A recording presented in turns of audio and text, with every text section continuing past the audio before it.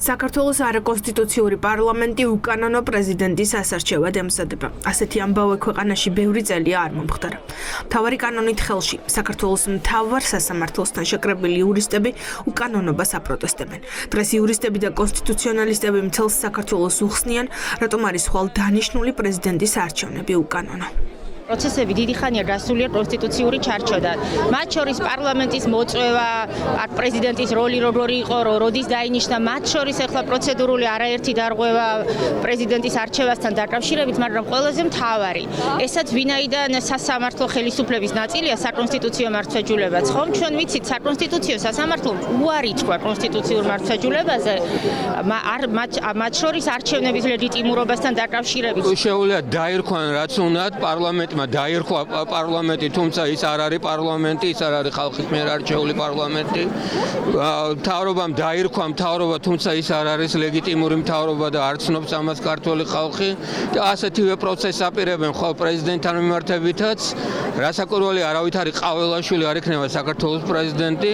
საქართველოს პრეზიდენტი იქნება სალომე ზურაბიშვილი, მანამდე სანამ არ დაინიშნება არჩევნები, არ ჩატარდება თავისუფალი და სამართლიანი არჩევნები. როგორ არ ღვევს ოცნება კანონს. პრეზიდენტის კანდიდატის წარდგენა წესით სალომე ზურაბიშვილის ვადის ამოწურვიდან 30 დღეში უნდა მომხდარიყო.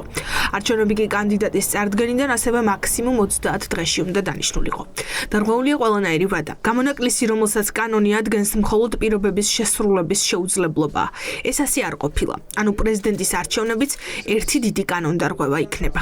ვერ იქნება პრეზიდენტის ეგრეთ წოდებული არჩევნები კონსტიტუციური.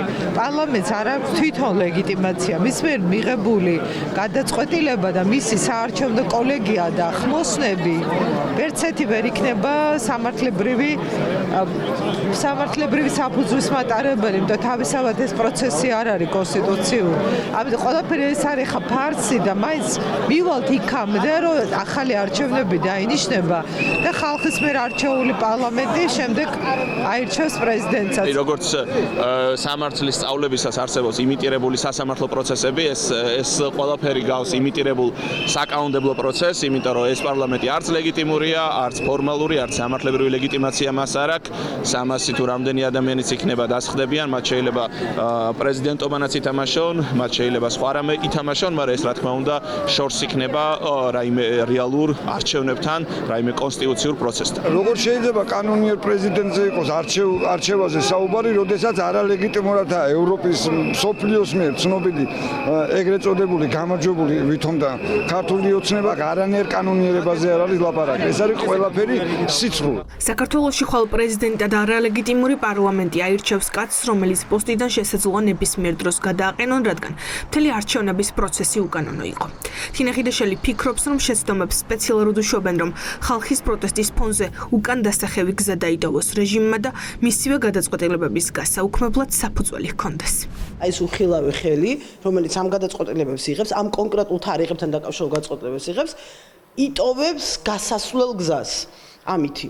ანუ ქართულ სასამართლო სისტემას უტოვებს ლუფტს, რომ თუ მოუწიათ და ვარ დარწმუნებული მოუწევთ გადაწყვეტილებების შეცვლა, გქონდეთ სამართლებრივი გამოსავალი ამ სიტუაციიდან. ვიღაც ამაზე ფიქრობს, რომ ყველაზე უკიდურეს შემთხვევაში, იმისათვის რომ ციხეებში არ დაამთავრონ, იპოვონ სამართლებრივი გამოსავალი და ორივე შემთხვევა პარლამენტის მოწვევაც და პრეზიდენტის არჩევაც ხდება კონსტიტუციის კონკრეტული მუხლების დარღვევა. საქართველოს ისტორიაში პირველად ხვალ საპრეზიდენტო არჩევნებში მხოლოდ ერთი კანდიდატი იქნება.